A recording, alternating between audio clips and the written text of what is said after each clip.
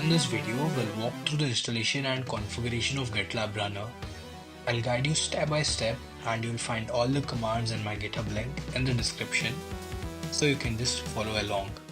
GitLab is becoming increasingly popular, but setting up GitLab Runner isn't well documented, especially for ML projects. Let's simplify this process. Let's dive in. So GitLab Runner helps automate tasks like building and testing code. It is often set up on a separate server to avoid overloading the main GitLab instance while using the right environment to run the jobs. Alright, let's start by searching for the GitLab documentation. In the docs, head over to the CI/CD section.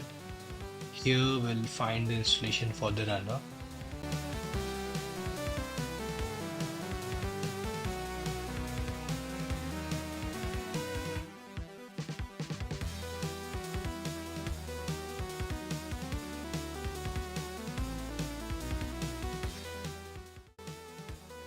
Now we'll choose an installation method based on our operating system. I'll go with the Linux manual installation option.